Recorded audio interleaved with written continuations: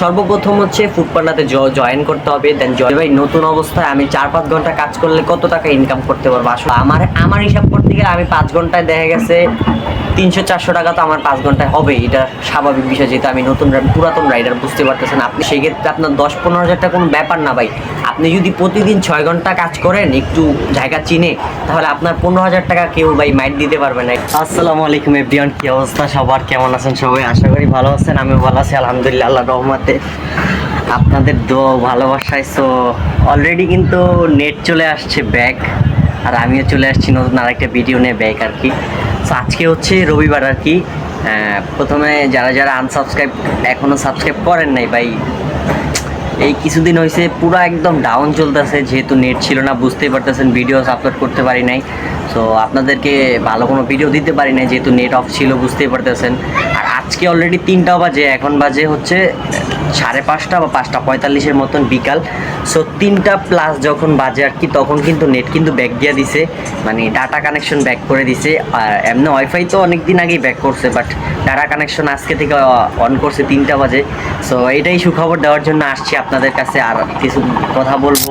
So আজকে এই topic নিয়ে কথা বলবো। আর নতুন যারা আছেন এখনও সাবস্ক্রাইব করেন নাই ভাই, সাবস্ক্রাইব করে দেন প্লিজ।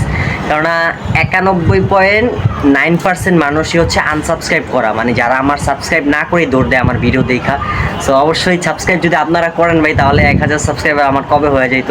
সো ভিডিওটা দেখা যদি আপনাদের একটু ভালো লাগে, অবশ্যই চ্যানেলটাকে সাবস্ক্রাইব করবেন আর ভিডিওটা লাস্ট পর্যন্ত দেখবেন। সো ভিডিও শুরু করা যাক।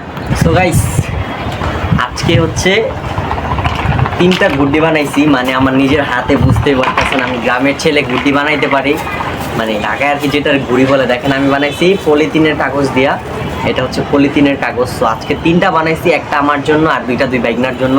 সো ওদের 2টা অলরেডি ওরা উড়ায় ফেলাইছে, একটা একটু ঘুরে আর কি, হালকা ঘুরে, বাট বেশি ঘুরে না। আর আমারটা এখনও উড়াই নেই, আমারটা এখনও রয়ে গেছে আর কি, বিকালে উড়াবো এটার জন্য। এখন শেষ করে আসলাম বিকালে, এখন রোদটা একটু কমলেই উড়াই দিব আর কি। এবার যেহেতু পলিথিনের গুটি, বুঝতে পারতেছেন বেশি একটা ভালো না, মানে ভালো বোঝা যাবে না যদি রোদ্দু থাকে, এটার জন্য। আর আপনাদের সাথে কথা বলার জন্য একটু তাড়াতাড়ি চলে আসছি।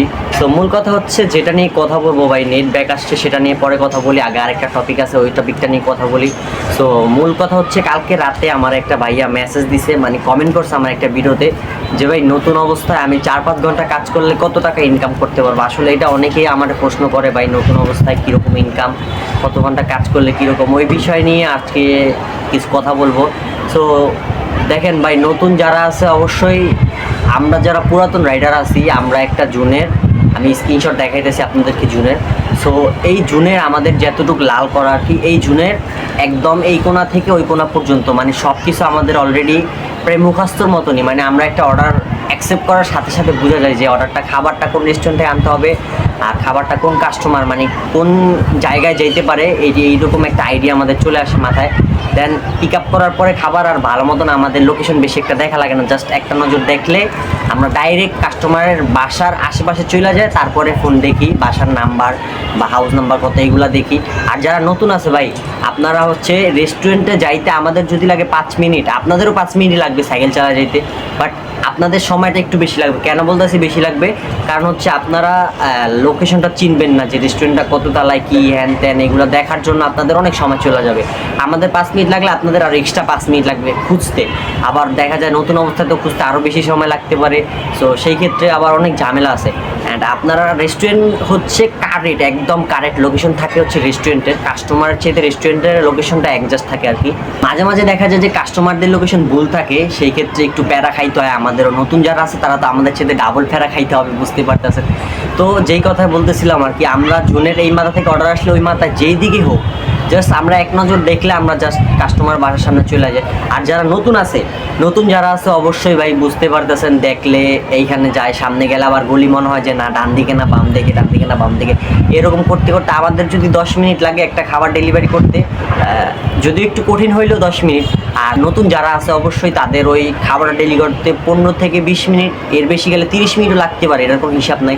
কেননা পেঁয়াজ গোস্ত বুঝতেই পারতেছেন না, সহজ ডেলিভারিগুলো করতে অবশ্যই আপনাদেরও একটু সুবিধা দিতেই হবে ভাই। এখনই আমার মাত্র ফুডপান্ডা থেকে ফোন দিছে, জানি না বিশ্বাস করবেন কি না, বাট ফোন দিয়ে আমার বলতেছিল যে আপনি কি এখন শিফটে আছেন নাকি। আমি বললাম যে না, এখন তো আমার শিফট নাই, সন্ধ্যার পরে শিফট আছে। বলতেছে যে হ্যাঁ ঠিক আছে, ধন্যবাদ আপনার হ্যান্ড, আমি বুঝতে পারতেছেন ভাই। তো যেটা নিয়ে কথা বলতেছিলাম যে আপনার প্যাচ গোছ থাকবে, এটা স্বাভাবিক বিষয়। দেখা সব অর্ডারগুলো তো আর একদম সিম্পল থাকে না, কিছু অর্ডার একটু ঝামেলা থাকে, মানে প্যাচ থাকে, গোছ থাকে, এগুলো আপনারা আস্তে আস্তে আস্তে আস্তে বুঝবেন। যেরকম আমরা এটা বুঝলাম যে একটা প্যাচ থাকলে আমরা খুব তাড়াতাড়ি বুঝতে পারি যে না এদিক দিয়ে গলি আছে, এদিক দিয়ে যেতে হবে, তাহলে আমাদের তাড়াতাড়ি হয়ে যায়। সো আপনি নতুন হিসাবে তো অবশ্যই আমাদের সাথে তো আর পারবেন না, যেহেতু আমরা পুরান রাইডার, আমরা একটা জোন ভালো মতো চিনি। সো আপনার সর্বপ্রথম হচ্ছে ফুডপান্ডাতে জয়েন করতে হবে। দেন জয়েন করার পরে হচ্ছে আপনার ঘাবড়ালে চলবে না। সো আমরাও তো নতুন কাজ করছি, তখন আমরা ঢাকা শহর কিছুই চিনি নাই। এখন আলহামদুলিল্লাহ কামরাঙ্গীচরের সবই চিনি আমি, মানে মোটামুটি আর কি ডেলিভারি করতে পারি, কিন্তু আমি তখন কামরাঙ্গীচর কাজ করি না। সেরকম আমি ধানমন্ডিতে প্রথমে কাজ করি নাই, প্রথমে লালবাগ কাজ করছি। লালবাগ তো মোটামুটি এখন চিনি আলহামদুলিল্লাহ। ধানমন্ডিতে এখন কাজ করি, ধানমন্ডি, লালবাগ, কলাবাগান, এইগুলো যা আছে ওইদিকে সব পুরো একটা জুনের ভিতরে আর কি। সো আপনারা যখন ঢুকবেন তখন তো আর দইরা তো আর সব কিছু চিনবেন না, আর এটা সম্ভব না যে যত ভালোই বুদ্ধি থাকুক একটা জিনিস কিছুদিন করার পরে কন্টিনিউ 1-2 মাস তারপরে হচ্ছে আপনারা চিনবেন। সো আমার ভাইয়াটার প্রশ্নটা ছিল এরকম যে ভাই 4-5 ঘন্টা কাজ করলে আমার মান্থলি কত টাকা হবে। আমি বলছি ভাইয়া যেহেতু আপনি নতুন, তো নতুন হিসাবে তো আর আমার মতন হবে না। তো সেক্ষেত্রে আমি বাইরে বলছিলাম যে ভাই 4-5 ঘন্টায় 300+ হবে, যেহেতু আপনি নতুন মানুষ, 300 হবে, যেহেতু বর্তমানে একটু অর্ডার একটু ভালো আছে আলহামদুলিল্লাহ। তো সেই হিসাবে বলছি, মানে এখন তো না, মানে নেট মানে যাওয়ার আগে ছিল একটু ভালো আলহামদুলিল্লাহ। তো সেই হিসাবে বলছি যে ভাই 300 টাকা হবে। তো ভাইয়া হিসাব করে বললো যে ভাই 300 টাকা হইলে তো কত আর হবে, 9,000 টাকা। তো আমার ভাইয়া বলতেছিল যে ভাই আমি তো ভিডিওতে শুনছি যে 10-15 হাজার টাকা ইনকাম করা যায়। তো আমি বললাম যে ভাই 10-15 হাজার টাকা ইনকাম করা যাবে, আপনার কাজ একটু বেশি করতে হবে, আবার আপনি জায়গা চিনলেন আমাদের মতন, সেক্ষেত্রে আপনার 10-15 হাজার টাকা কোনো ব্যাপার না ভাই। আপনি যদি প্রতিদিন 6 ঘন্টা কাজ করেন একটু জায়গা চিনে, তাহলে আপনার 15,000 টাকা কেউ ভাই মাইট দিতে পারবে না। এটা আমি ফুডপান্ডা চামচামি করি না, ফার্স্ট কথা হচ্ছে এটা। আমি ফুডপান্ডা ভালো খারাপ আমার যতটুকু মনে হয় আমি ওই হিসাবেই কাজ করি। আমি মানে ফুডপান্ডার যে প্রমোট করতেছি এরকম কিছু না। মূল কথা হচ্ছে আমার যতটুকু ধারণা আছে আমি সেই সম্বন্ধেই সবার ভিডিও বানাই, আপলোড দিয়ে আপনাদের সবার কাছে দিই আর কি ভিডিওগুলো।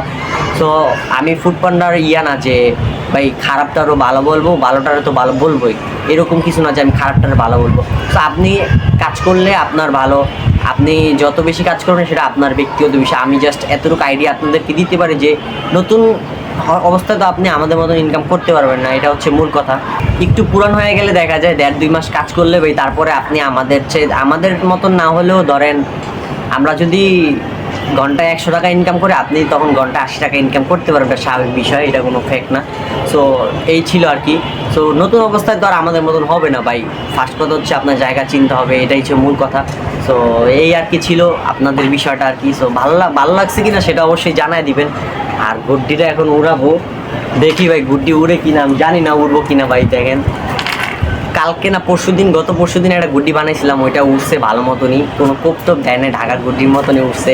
এই নাটাইটা দিয়ে উড়েছিলাম, এটা কিন্তু আমি গ্রাম থেকে আনছি নাটাই। সো এটা উড়ে দেখবো, এখন আপনাদেরকেও দেখাবো। সো ওই দিনের গুড্ডিটা ভালোই উঠছিল, একদিন উড়াইছি, দ্বিতীয় দিন আইসা ভাই ছাদে থেকে একজন গুড্ডি সিরা পালাইছে, আর ওই গুড্ডি উড়াইতেও পারি নাই।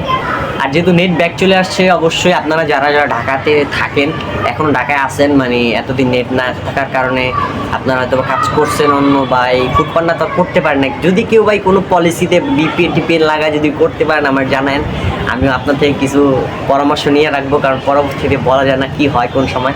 সো এই আর কি।